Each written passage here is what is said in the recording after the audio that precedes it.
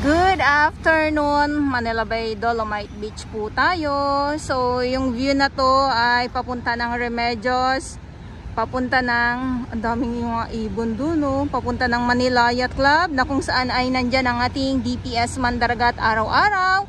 Umulan, uminit, bumagyo. Maraming salamat po sa inyong lahat, sa ating mga Estero Rangers, sa mga naglilinis, MMDA at ang ating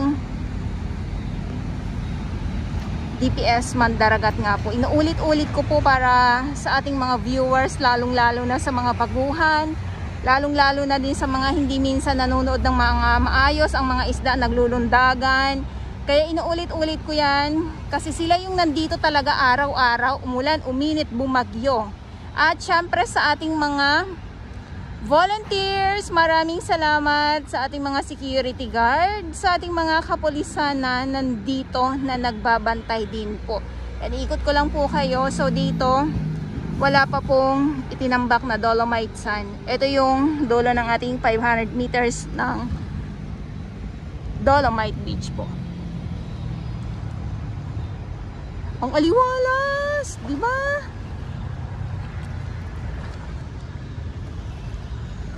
Ang ano lang dito talaga pag yung tagbagyo. So maraming tambak. Ito ay konti lang naman. Ayan, parang ang ano na to eh, yung ano ng nyog. Ano ba tawag? Dahon. Yan yung mga ano na yan nandyan. No? Ilan na lang yan. So hakutin yan. Mawawala na din po yan dito. Hindi, mas lalong malinis, di ba? Ating sunset mamaya.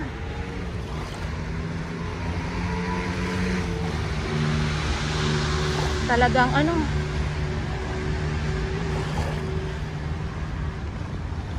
talagang pag nandito ka, talagang mapapalusong ka eh. Ang ano nito, talagang mapapalusong ka dito kasi sino ba naman ang hindi, diba? Sa linaw ng dagat o katulad nito, katulad nila, oh. Ingat kayo ah, nabasa na, ingat kayo, baka madulas kayo. You're welcome.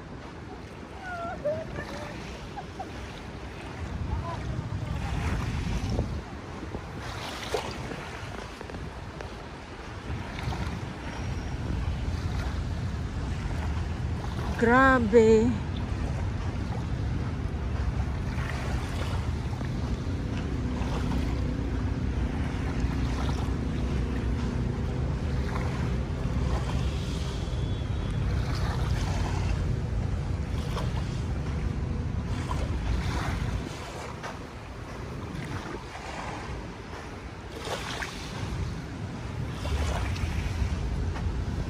Ang ganda, no?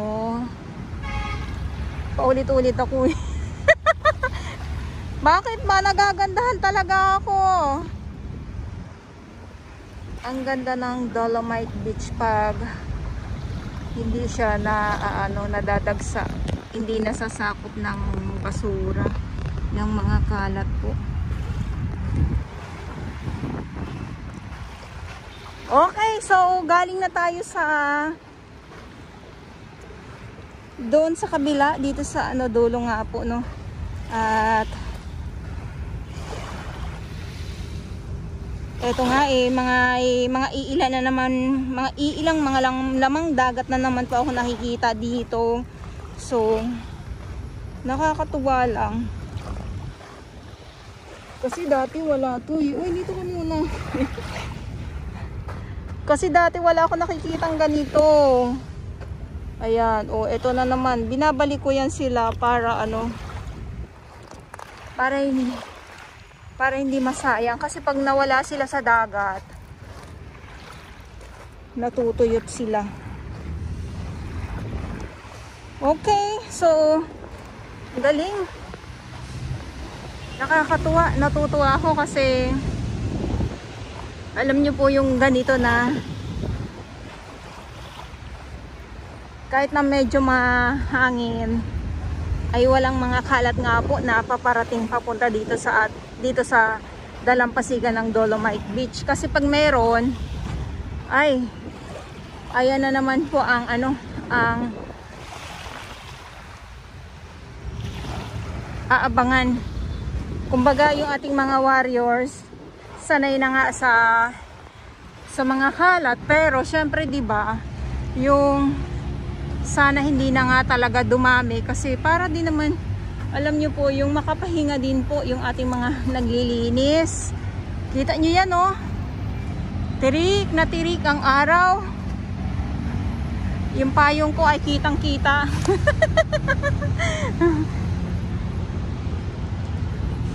Daming nag-aabang ng sunset para mamaya. Ang ganda ng sunset nito mamaya. So ako din po ay mag-aabang ng sunset.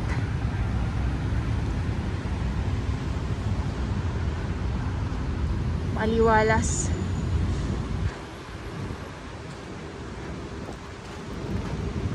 Wow.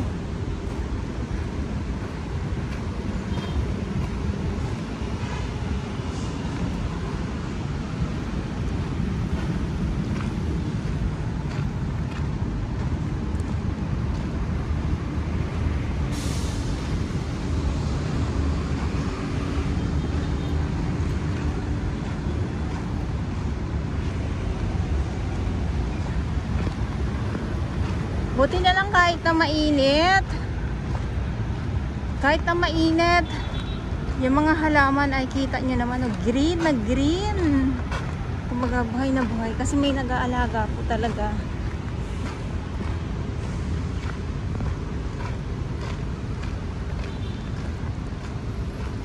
Grabe yung langit, oh. Yung kalangitan.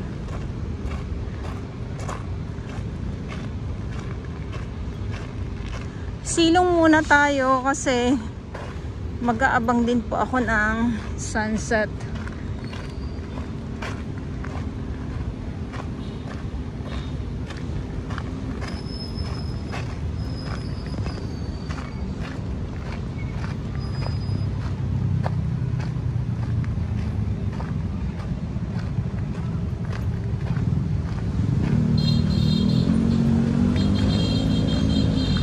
Okay, so nandito na tayo sa tamat ng Mandamus office.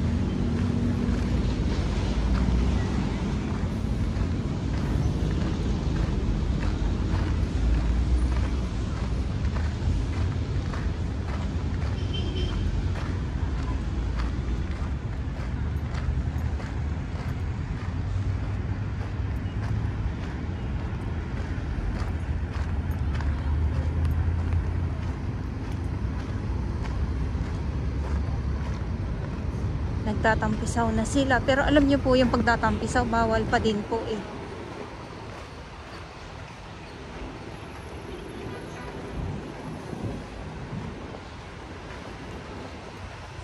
Lakad tayo, ha.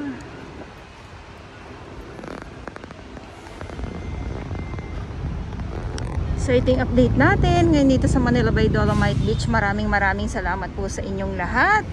At sa mga baguhan, yes, welcome sa channel ni Miss Jolene Dorabas. Mahalin niyo po ako ng buong buo. Yun ay hindi galing sa ilong ng maisingaw. Garos buwan.